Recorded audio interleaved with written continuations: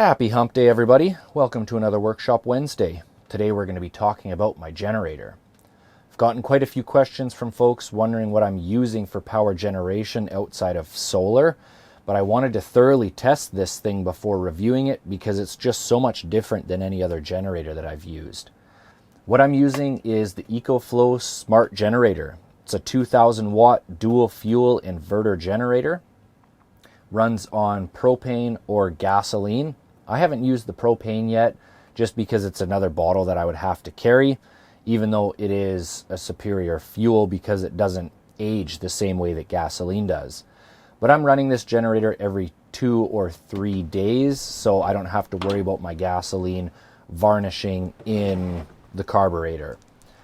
I went this direction because this product was built for and works symbiotically with my EcoFlow Delta Pro, which is the lifeblood of my power storage in this rig. And that's where the term smart generator comes in. Because when these devices are plugged in, they can communicate with each other. When the Delta Pro gets to whatever percentage you set, the generator will start itself, replenish the system, and then shut itself off. It's a hands-free system with the exception of filling it with gas or propane. For me, that has been amazing. I can be in here for days editing, and as the Starlink, the computer, the cameras run down my battery system, it just goes through its own cycle and replenishes. So let's go through some stats.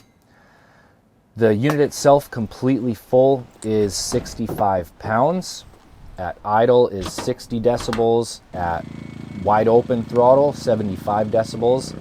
And it has a fuel capacity of 1 gallon. I find I can get about 2 full charges out of 1 tank of fuel. It kind of tricks you into thinking it's not fuel efficient because it goes through a fair bit of fuel quite fast because it's running wide open doing the fast charge on the Delta Pro. If it was just idling along, it would just sip fuel like any other inverter generator usually does. But then you need hours and hours of charging. So it all kind of evens out. As far as reliability, this has been a really reliable generator because it has never let me down. I've ran it at sea level where I am right now, all the way up to 9,200 feet when I was at Perkins Peak. And it always starts, it always runs, it always charges. It's great for that. The only issue I've had has been with the electric start. And honestly, I think that could be my fault as well because it is a carbureted engine. I've done 0 tuning to it, and running all these different elevations, I can't really expect it to run all that good. But I think the issue that's happening is the starter is not spinning this engine fast enough to get going because it'll try 5 times to start on its own with the electric start, and then you have to go and pull start it. It starts every time first pull if I'm pull starting it, but I can crank the engine over a lot faster pulling the cord. But if I'm in the same location and it's already ran there, shut down, and goes to start itself, it starts on the first time each time with the electric start. 5,000 RPM is an awful lot for one of these little engines. It's actually 1,000 RPM more than pretty much anything else on the market. But clearly it was made to do that, and that's where mine sits all the time because I only use it to fast charge my Delta Pro. So I'm a little bit concerned about longevity with this engine, but so far it has not missed a beat.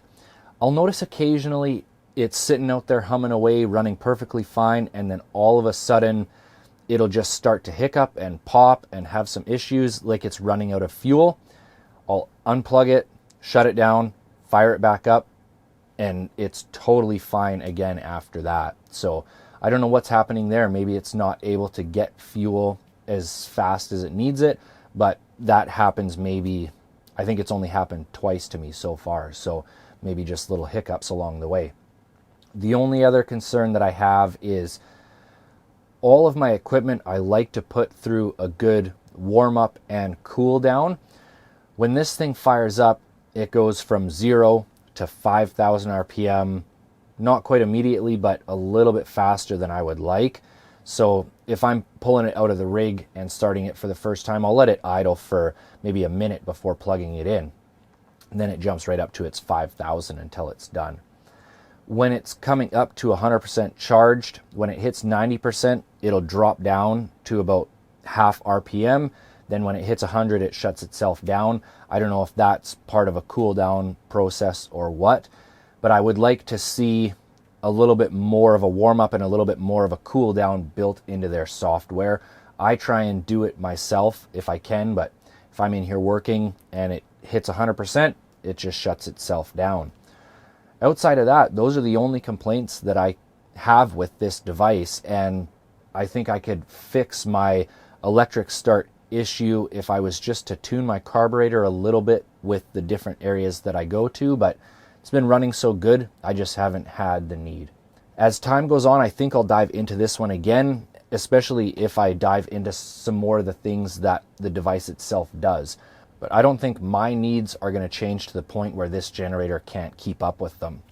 And it also is the only system that I've seen at this size that has the hands-free technology that this does. So I've been very happy with it, but if you guys have any specific questions, please drop them down in the comments below. Thanks for watching, everybody.